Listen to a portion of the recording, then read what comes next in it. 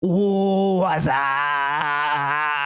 What's good, my fellow deplorables? It's your boy Kevin. Welcome back to the channel. The Bud Light saga continues, and it gets better every single day. Bud Light put out a new ad a couple days ago, and it's hilarious. It is getting destroyed online. They've hired a lobbying firm to lobby Republican members of Congress on their behalf, and some of the stuff leaking from some closed-door meetings is absolutely disgusting. And they even have an LGBTQ activist group mad at them, mad at Bud Light for not standing up to people like us who do not like what the company is doing. So they have to make a decision. They're getting flack from both sides. They're getting flack from the LGBTQ side, saying they're not standing up, saying we support people like you-know-who. And they're getting flack from people like me and you who don't like what they did. They're going to have to make a decision, and hopefully they make the right decision. First, let's take a look at their new ad. I'm going to have to chop the sound out because it will get copyrighted. There's a soundtrack in this commercial. I want to show you guys something. Look at this. This video has over 7 million views, 8 million views. Look how many likes it has. And it has 171 likes and like 10,000 dislikes. A video that gets 8 million views and only has 171 likes, that is deceptive.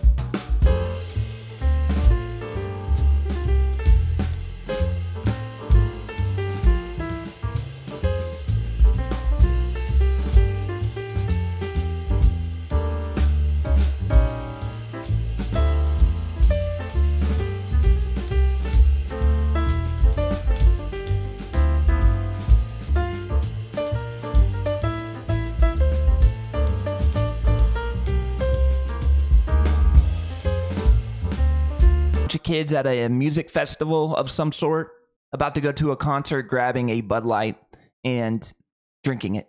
A very strange commercial. I guess that's American, going to a music festival and drinking beer, but I don't think that changes anybody's mind. That doesn't move anybody off the fence who was thinking about maybe going back to Bud Light. Definitely doesn't change my mind. Definitely doesn't move me off the fence. In order for me to go back to Bud Light, it would take a really strong response, standing up, firing everybody involved, not calling it a leave of absence, but saying these individuals have been fired. They will no longer work for the company. What they did is wrong. Pretending to be a little girl is not part of our brand, and we will not condone it, and we will not stand for it. We stand with our customers who have been drinking our product for the last several decades. This is not that, and we'll have to see if that ever materializes and happens, because I don't think it will. And here's why I don't think it will. We have an LGBTQ group, an activist group, coming out and pressuring Bud Light to stand up to its own customers.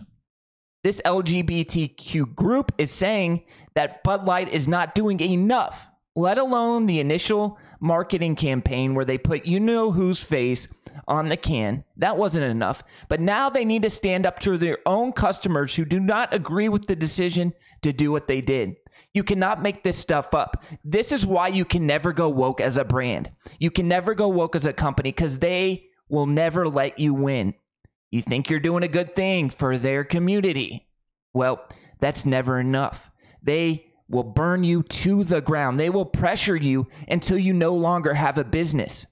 That's why, as a business, your only responsibility is to your customers and to your shareholders, not to any woke, progressive, affirming agenda. Leave that stuff alone if you're a business. You don't need to do that. There's no point in doing so, because you can never win with these groups. The Human Rights Campaign is calling on Anheuser-Busch, the owner of Bud Light brand, to publicly reaffirm, that is their favorite word, affirm my ass, its support for the transgender community in response to pushback from conservatives after the company partnered with you-know-who. In this moment, it is absolutely critical for Anheuser-Busch to stand in solidarity with DMAN and the trans community, the LGBTQ advocacy group said in a letter this week to Anheuser-Busch. So if Anheuser-Busch wants to completely ruin the brand Bud Light, they will do that. And if they do that, we know where they stand. If they come out and say, we stand with solidarity with DMAN, then we know where Bud Light stands. I don't think they're going to do that. I don't think they're that stupid. They're really stupid, but I don't think they're that stupid. Another funny story, a bar who kicked out patrons, a bar who kicked out customers because they were voicing their displeasure with Bud Light, is now begging for those customers back. So apparently there were some customers in this bar, and they were talking about how they were boycotting Bud Light. And the bar owner, the bar management, went to these customers and said, get lost, which is hilarious. It's stupid. And now this restaurant, this bar, is begging for those customers back because now customers are boycotting this bar. You gotta love it. Our dollars, our money stands for something. We worked hard for that money. And it is our right to decide where we spend that money.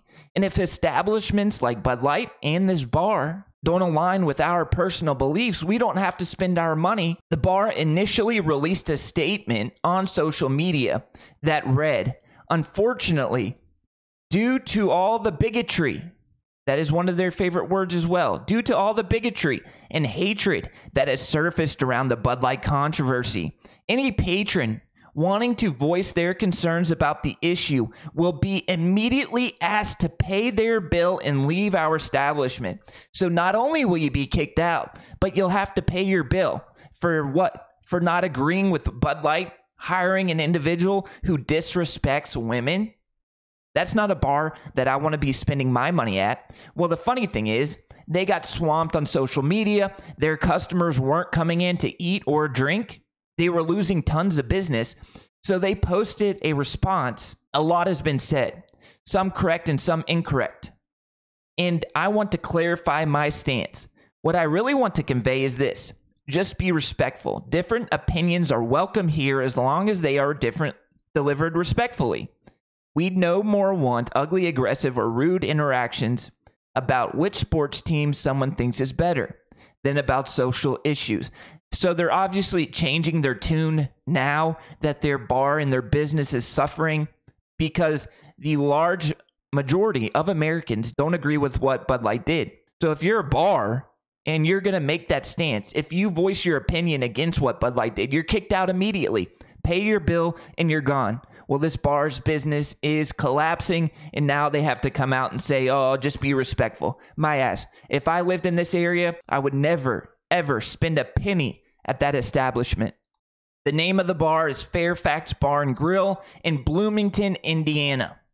Okay, so Bud Light has hired an ex-GOP aide to lobby as they are trying to win back customers amid the boycott. The beer giant owned by InBev has hired a lobbying team of former Republican Senate staffers to woo lawmakers as it seeks to repair Bud Light's image among conservatives following backlash over the brand's partnership with you-know-who.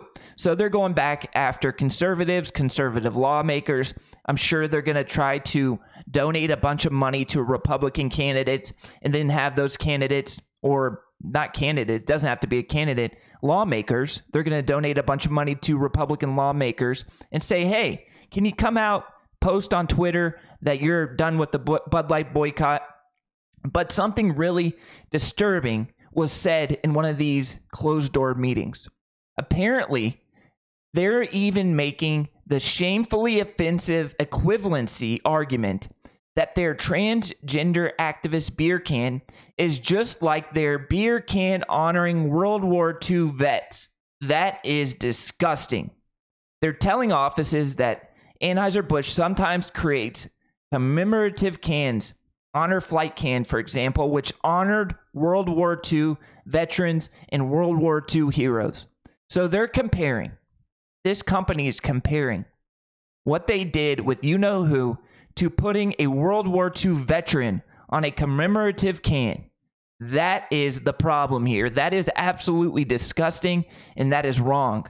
And that is a brand that is not going to win my business back. When asked for comment, the AAF, which is the American Accountability Fund, a conservative group, they said if Bud Light wants to regain the trust of conservative customers, they should apologize for insulting their values by embracing the woke left radical gender agenda instead of wasting their money on lobbyists. I completely agree. Bud Light sided with the left against the average American, and no amount of DC lobbyists in fancy suits will make them forget that. That is 100% spot on. Bud Light doesn't need to hire lobbyist teams. They don't need to hire a bunch of expensive lobbyists. All they have to do is stand up, make a stance, make a statement saying this is against our company values. We do not agree with this in any form or fashion. We will never do it again. We are donating a bunch of money to causes that will lobby against transgender biological men competing in women's sports. If they did that, if they made that stance, I could probably forgive them. But they won't do that. Why won't they do that? Because they have groups like that LGBTQ activist group coming out and asking for an apology for even not doing anything, for not standing up for DMAN strong enough.